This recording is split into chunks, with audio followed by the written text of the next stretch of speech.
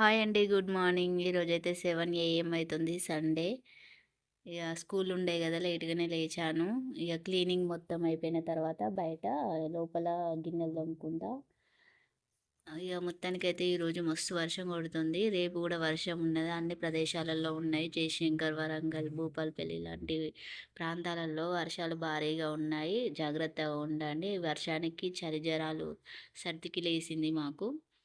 ఇగ నీళ్ళలో గూడా ఎక్కువ ఉండొద్దు. కానీ తప్పదు గదా పని. మొత్తానికైతే మీరేం చేస్తున్నారో నాకు కామెంట్ చేయండి.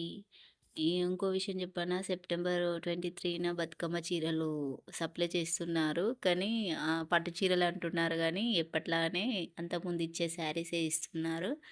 అన్ని ప్రాంతాలకి 23 రోజు ఇస్తారన్నమాట రేషన్ కార్డు మీద. అవైతే నేనెప్పుడు తెచ్చుకోను. ఊర్లో ఉన్న వాళ్ళు ఇగ వాళ్ళే వాడుకుంటారు. ఏదన్నా చేన్ల పనికి గిట్లా గానీ నేనైతే ఎప్పుడు తెచ్చుకోను. నేను వాడను గూడా అవి శారీస్. ఇగ ఇల్లు ఊడ్చిన తర్వాత ఇగ వంట పని అలాంటివి చేస్తాను గిన్నెలు తోమి. ఈరోజైతే గులాబ్ జామ్ చేద్దాం అనుకుంటున్నా మా పిల్లలకి స్నాక్స్‌కి. ఇగ గులాబ్ జామ్ చేస్తా అంటే చూడాలి మా పిల్లలు ఎప్పుడెప్పుడు తిందామా, ఎప్పుడెప్పుడు తిందామా అని చూస్తున్నారు. నాకేమో వీడియో షూటింగు కంగారుల ఇగ చేశాను. టేస్ట్ బావుంది. పగుళ్ళు లేకుండా చేశాను. షూట్ చేసుకుంటూ గూడా మంచిగానే వచ్చినాయి. ఫుల్ వీడియో చూడండి. లాస్ట్‌లో ఉంటుంది. గులాబ్ జాముల వీడియో. ఎలా చేసుకోవాలి సింపుల్‌గా అనేది కూడా ఉంటుంది. ప్రాసెస్ చాలా సింపుల్ అండి. ఈజీగా అయిపోతుంది. ఎవరికైనా చేసుకోవచ్చు. దానికోసం అయితే ముందుగా ఒక గులాబ్ జామ్ ప్యాకెట్ ఉంటది గదా! దాన్ని తీసుకోవాలన్నమాట. గులాబ్ జామ్ ప్యాకెట్ తీసుకొని నేను ఒక కప్పు కొంచెమే తీసుకున్నా. అందులో సగం తీసుకొని మిగతా సగం దాచిపెట్టుకున్నా. ఫ్రిడ్జ్‌లో పెట్టుకున్నా. ఒక కప్పు గులాబ్ జామ్ పిండి తీసుకున్నా. తీసుకొని ఒక చిన్న గ్లాసు పాలు తీసుకున్నా. వేడి చేసినయి. అందులో కచ్చా పచ్చాగా కలుపుకోవాలి. గట్టిగా కలపొద్దు. ఇగ ముద్ద చేసి ఒక 10 నిమిషాలు పక్కన పెట్టుకోవాలి.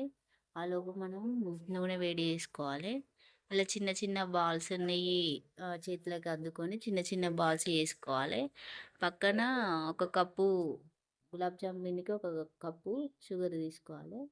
ఒక పెద్ద గ్లాస్ వాటర్ తీసుకొని కరిగించుకుంటే సరిపోతది. కరిగించుకొని పక్కన పెట్టుకోవాలి. అందులోనే ఇలాచీ వేసుకోవాలి 2 దంచుకొని. చాలా చాలా టేస్టీగా ఉంటుంది. మంచిగా కుదిరినాయి.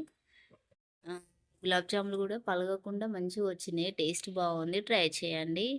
చాలా చాలా బాగుంటాయి గులాబ్ జాములు. నేనైతే ఒక కప్పు చేసిన. ఇంకో కప్పు మందం ఫ్రిడ్జ్‌లో దాచిపెట్టుకున్నా. ఎందుకంటే ఎక్కువ తినొద్దు కదా! దగ్గు బాగా లేస్తది. ఇప్పుడైతే నేను టేస్టింగ్ టైమ్ అన్నమాట. టేస్ట్ చూస్తున్నా. వచ్చేటప్పుడు చూడాలి మా పిల్లలు నా చుట్టే తిరుగుతున్నారు. నాకు పెట్టు మమ్మీ నాకు పెట్టు మస్తు డిస్టర్బెన్స్ అయింది. ఇగ షూట్ చేయాలి కాబట్టి ఇగ షూట్ చేసిన. టేస్ట్ బాగుంది. ట్రై చేయండి. Thanks for watching.